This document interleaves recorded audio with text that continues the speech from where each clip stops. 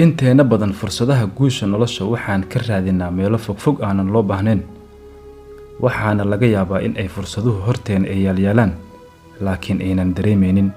nasiib xumo dad badan oo naga mid ah waxay aaminsan yihiin oo isku qanciyaan in ay fursaduhu ay ku yimaadaan si nasiib ah, balse waxaysan ogeyn aysan ka warqabin in ay garaacayaan nambaro qaldan.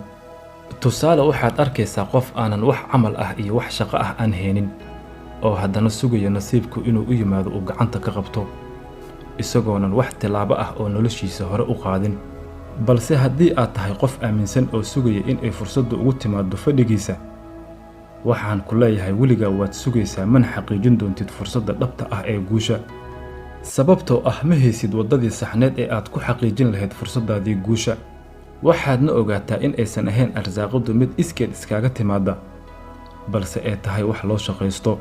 tusaale, shimbirtu waxay subaxii ka duushaa buulkeeda si ay maalinkaas u soo hesho arsaaqadeeda uu Ilaahay u qoray, laakiin si ay u hesho arsaaqadeeda waa inay juhdi iyo dadaal la timaadaa. taasna waa sunnada kowniga ah ee Ilaahay u dejiyey adduunka. haddaba si aad u samayso fursaddaada guusha ee dhabta ah, waa inaad la timaadaa marka hore isbeddel xaqiiq ah. waxaadna ogaataa marka hore in ay fursaduhu ay u qaybsamaan laba nooc: fursado iska caadi ah oo inteena badan aan naqaano, iyo fursado dhab ah oo la sameeyo.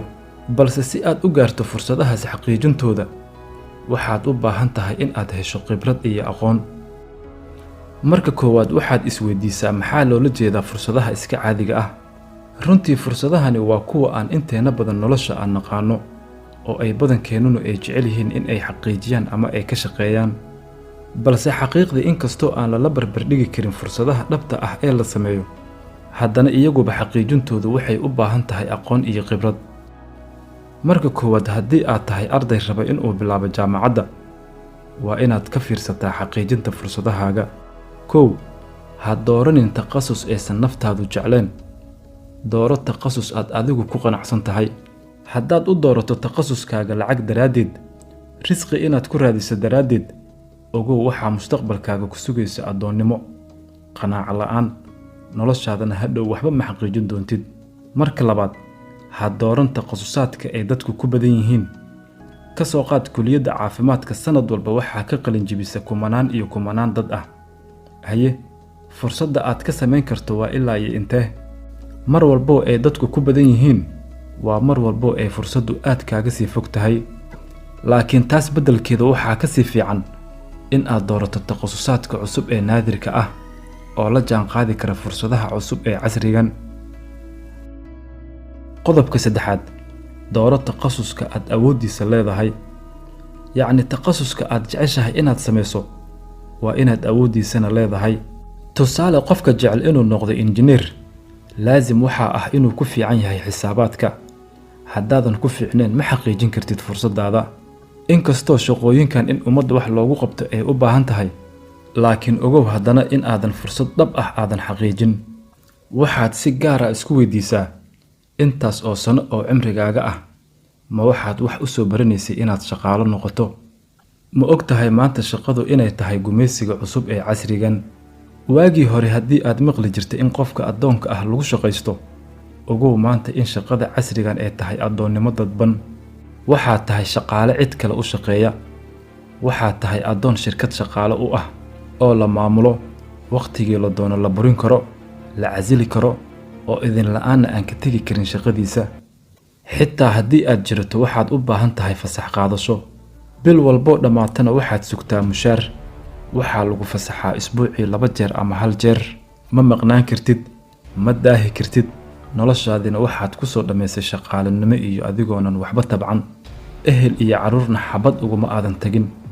xooggaagii iyo caqligaagiina cid kalaa ku intifaacday. taas beddelkeeda maanta adiga samee fursaddaada dhabta ah. samayso mashruuc adiga kuu gaar ah, wax aad adigu ku qanacsan tahay oo xorriyad ku siinaya. haddaba maxay yihiin iyaguna fursadaha dhabta ah ee la sameeyo? dadka qaar runtii markay rabaan inay sameeyaan fursadaha dhabta ah, waxay qaataan doorashooyin qaldan aysan ka fiirsanin. sida tusaale, iyagoo marka koowaadba doorto mashaariic waaweyn aysan markaasi khibrad iyo aqoon aysan u lahayn. si aad fursad fiican u samayso, ha degdegin, kasbo khibrad iyo aqoon. ka bilow mashaariic yaryar oo aad maamuli karto. waa inaad taqaanaa sida ugu fiican ee aad ku dooran lahayd fikradda mashruucaaga cusub. baro sida macaamiisha wanaagsan lagu helo. baro sida suuqgeynta loo sameeyo. tan kale xitaa waa inaad wax ka barataa fashilkaaga. haddaba gabagabadii mawduuceena waxaad isweydiisaa, fursadaha nolosha la xaqiijiyo ma kuwa si nasiib ah ku yimaadaa mise waa kuwo la sameeyo? maxaad si adiguna go'aansan lahayd maanta kadib? fursaduhu waa kuwo la sameeyo. samee fursadda aad wax ku samayn lahayd. ha sugin maanta kadib in ay wax kuu yimaadaan. ha sugin nasiibka inta uu kuu yimaado inuu gacanta uu kaa qabto. marnaba ha sugin in adigoo iska fadhiya in ay fursaddu kuu timaado. ka saar niyadaada malaha beenta ah ay kuu sawirayso. hana sugin in ay xaaladuhu isbedeli doonaan. fursaduhu waa kuwo la sameeyo ee ma aha kuwo iskooda ku yimaada. sidoo kale ha sugin intaad naftaada ku qancinayso waxyaabaha qaar ee noloshaada ka hor istaagsan guushaada.